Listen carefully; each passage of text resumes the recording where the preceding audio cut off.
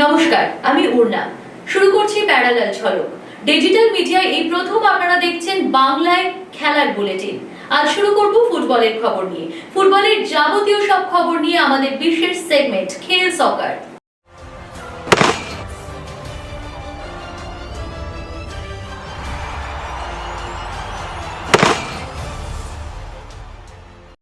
All India football federation player status কমিটির মিটিংয়ের পুরো রিপোর্ট আমাদের হাতে এসেছে, সেটাই তুলে ধরলাম আপনাদের জন্য।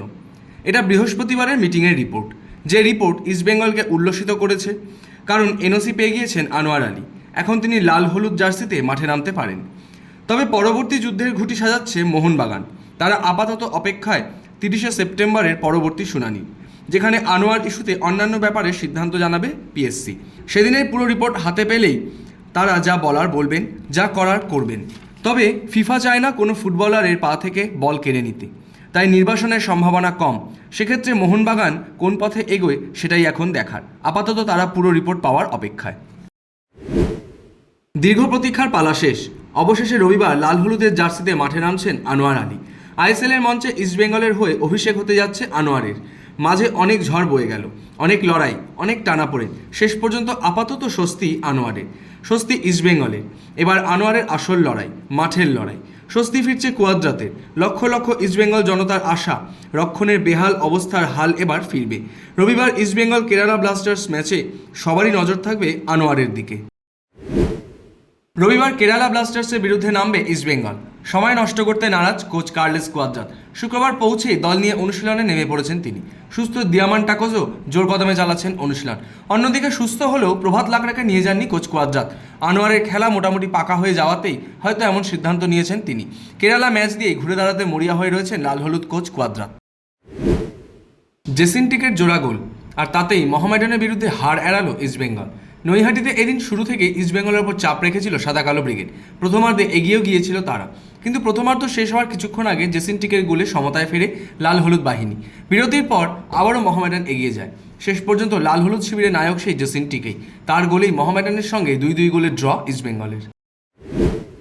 শুক্রবার অনুশীলনে ছুটি ছিল মোহনবাগানের। নুনো রেইজ কবে আসবেন নিশ্চিত নয়, কারণ ভিসা না পাওয়ায় আটকে আছেন তিনি। এদিকে সোমবার নর্থ ইস্ট ম্যাচের আগে অ্যালবার্তো রড্রিগেজকে নিয়ে বেশ চিন্তায় সবুজ মেরুন শিবির। তার চোট এখনও সারেনি।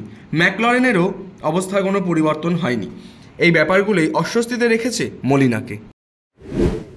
শনিবার আইএসএলে ফের নামছে মোহামেডান। এবার আরও কঠিন প্রতিপক্ষ, সামনে এফসি গোয়া। ম্যাচের আগের দিন চেরনিসভের অপশনাল প্র্যাকটিস। আগের ম্যাচে চোট পাওয়া ম্যানজোকি রিহাব সারছেন। আত্মবিশ্বাসী মোহামেডান গোয়াকে সমীহ করলেও ভয় পাচ্ছে না। দ্বিতীয় ম্যাচে মাঠে নামার আগে দলের ফিটনেসই ভাবাচ্ছে মোহামেডান কোচ আন্দ্রে চেরনিসভকে। তিনি মনে করেন প্রথম ম্যাচে দল ভালোই খেলেছিল, কিন্তু 70 মিনিটের পর ফিটনেসের সমস্যা দেখা দেয়। মনসংযোগও ব্যাঘাত ঘটে। হারের কারণ সেটাই। অ্যালেক্সিস, কাসিমভ, মঞ্জোকিরা খুব ভালো ফুটবলার। তাদের ওপর অনেকটাই আস্থা রাখছেন সাদা কালো coach. I don't have plan to change Amarjit and Alexis in last minutes, but I must to do this because they cannot continue to play. And we received this goal about this is problems. We lost concentration. We are tired on last minutes.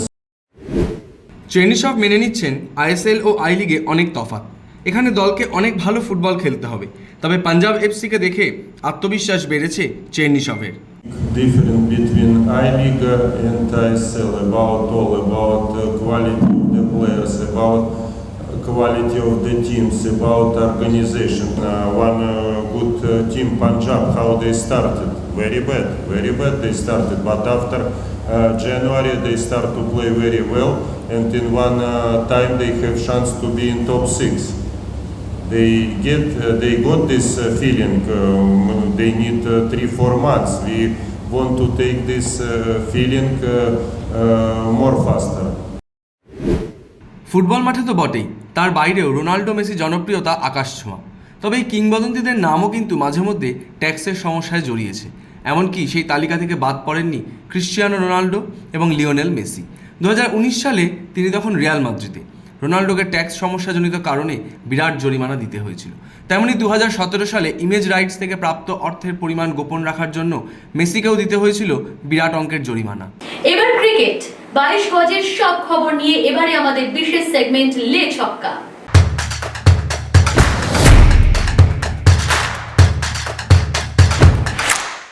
অশ্বিনের দুরন্ত batting, এরপর বুমরা আকাশদীপদের বিধ্বংসী বোলিংয়ের সামনে তাসের ঘরের মতো ভেঙে পড়ল বাংলাদেশের ব্যাটিং লাইন আপ। দ্বিতীয় দিনের শেষে কার্যত ম্যাচের রাশ ভারতের হাতে বলাই যায়। বড় রানের পথেই এগোচ্ছেন রোহিত শর্মারা। ভারতের 376 রানের জবাবে ব্যাটিং করতে নেমে দ্বিতীয় দিন মাত্র 149 রানে শেষ বাংলাদেশ। বুমরা একাই তুলে নিয়েছেন 4 উইকেট, দুটো করে উইকেট পেয়েছেন আকাশদীপ, মোহাম্মদ সিরাজ এবং রবীন্দ্র জাদেজারা। এদিনই ব্যাট হাতে মাঠে নেমে পড়েছে টিম ইন্ডিয়া। দ্বিতীয় দিনের শেষে ভারতের রান 3 উইকেটে 81 এবং লিড 308 রানের। বিশ্ব ক্রিকেটে নতুন নজিরের মালিক জসপ্রীত বুমরা। চেন্নাইয়ে আন্তর্জাতিক ক্রিকেটে 400 উইকেটের মালিক জসপ্রীত। হাসান মাহমুদকে ফেরানোর সঙ্গেই মাইলস্টোন গড়েন তিনি। ষষ্ঠ ভারতীয় পেসার হিসেবে এই মাইলস্টোন গড়লেন জসপ্রীত বুমরা। বাংলাদেশের বিরুদ্ধে শুরুতেই সাদমান ইসলামকে সাজঘরে ফিরিয়ে যাত্রাটা শুরু করেছিলেন। এরপর তার বিধ্বংসী বোলিংয়ের সামনে একে একে মুশফিকুর রহিম, হাসান মাহমুদ এবং তাসকিন আহমেদদের প্যাভিলিয়নে ফিরিয়ে দেন জসপ্রীত বুমরা। বাংলাদেশের বিরুদ্ধে ম্যাচে ভারতের কামব্যাকের প্রধান নায়ক রবিচন্দ্রন অশ্বিন সেঞ্চুরি ইনিংস খেলার পাশাপাশি গড়লেন নতুন বিশ্ব রেকর্ডও। টেস্টের মঞ্চে 20টি 50+ রান এবং 30 বারের বেশি 5 উইকেট নেওয়া রেকর্ড গড়লেন তিনি। একই সঙ্গে এই মুহূর্তে টেস্টে 4টি সেঞ্চুরিও করেছেন রবিচন্দ্রন অশ্বিন। তার সামনে রয়েছেন শুধুমাত্র নিউজিল্যান্ডের ড্যানিয়েল ভেত্তরি। বাংলাদেশের বিরুদ্ধে 113 রানের ইনিংস খেলেছেন অশ্বিন। আন্তর্জাতিক মঞ্চে ঝলসে উঠলেন বাংলার পেসার আকাশদীপ। বাংলাদেশের বিরুদ্ধে টেস্টে পরপর 2 বলে তুলে নেন 2টি উইকেট। তারপরই তাকে নিয়ে উচ্ছ্বসিত ভারতীয় দলের বোলিং কোচ মর্নি মর্কেল। আকাশের পারফরমেন্সের প্রশংসায় সৌরভ মর্কেল, তৃপ্ত হেড কোচ গৌতম গম্ভীর। নির্বাচকরা ও ম্যানেজমেন্ট তার উপর যে আস্থা রেখেছিলেন তার যোগ্য মর্যাদা দিলেন আকাশদীপ। ঋষভ পান্তের সিদ্ধান্তে হতাশ মোহাম্মদ সিরাজ। বাংলাদেশের জাকির হোসেনের বিরুদ্ধে বোলিং করছিলেন সিরাজ। সেই সময় একটি বল পায়ে লাগলে সিরাজ আপিল করেন, কিন্তু ঋষভ পান্ত তার ডিআরএস না নেওয়ার কথাই জানান। রোহিত শর্মাও ডিআরএস নেননি, কিন্তু এরপরই রিপ্লেতে দেখা যায় ডিআরএস নিলে ফলাফল ভারতের পক্ষেই আসতো। সেই সময় বেশ খানিকটা হতাশ হয়ে পড়েন মোহাম্মদ সিরাজ। তার হাবে ভাবেই হতাশার চিহ্ন ছিল স্পষ্ট। চেন্নাই টেস্টের প্রথম ইনিংসে 5 উইকেট নিয়ে রেকর্ড বুকে নাম তুলে ফেললেন বাংলাদেশের হাসান মাহমুদ। তিনি হলেন বাংলাদেশের প্রথম বোলার যিনি ভারতের মাটিতে ইনিংসে 5 উইকেট নিলেন। তিনি আউট করেন রোহিত, গিল, কোহলি, পান্ত ও বুমরাকে। চেন্নাইয়ে মেঘলা আবহাওয়াকে কাজে লাগিয়ে ভারতীয় ইনিংসে বড় ধাক্কা দেন হাসান। রাহুল দ্রাবিড়ের পর রাজস্থান রয়্যালস শিবিরে আরও এক প্রাক্তন ভারতীয় কোচ। আসন্ন আইপিএলের আগে জোর কদমে ঘর গোছাচ্ছে রাজস্থান রয়্যালস শিবির। এবার তাদের দলের ব্যাটিং কোচ হয়ে এলেন বিক্রম রাঠোর। বিক্রম রাঠোরকে তার কোচিং স্টাফে পেয়ে খুশি প্রাক্তন ভারতীয় কোচ রাহুল দ্রাবিড়ও। রাঠোরের অভিজ্ঞতা থেকে টেকনিক্যাল জ্ঞান তাদের অত্যন্ত সাহায্য করবে বলেই মনে করছেন রাহুল দ্রাবিড়। ফুটবল, ক্রিকেট ছাড়াও নানা খেলার নানা খবর নিয়ে এবারে আমরা দেখে নেব wing play.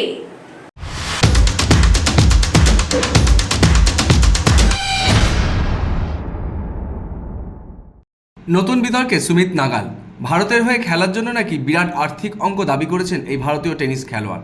All India tennis অ্যাসোসিয়েশনের কাছে নাকি $50,000 দাবি করেছিলেন সুমিত নাগাল। ভারতীয় টেনিস সংস্থার তরফে এই খবর সামনে আসার পর থেকে শুরু হয়ে গিয়েছে বিতর্ক। সদ্য শেষ হওয়া ডেভিস কাপেও খেলেননি সুমিত নাগাল। চেস অলিম্পিয়াডে টানা 8 ম্যাচ জিতে সোনা জয়ের খুব কাছে পৌঁছে গেল ভারতের পুরুষ দল। ইরানকে হারিয়ে 16 পয়েন্ট নিয়ে সবার আগে ভারত, আর বাকি 3 রাউন্ড। নিকটতম প্রতিপক্ষ হাঙ্গেরি ও উজবেকিস্তানের থেকে 2 পয়েন্টে এগিয়ে আছে ভারতীয় দল। তবে পুরুষদের স্বপ্নের দৌড় চললেও মহিলা দল হেরে গেল পোল্যান্ডের কাছে। সারাদিন নানা রকম মন্তব্য, আর সেই সব মন্তব্যের বিশেষ কোলাজ নিয়ে আমরা এবারে দেখে নেব থ্রো ইন।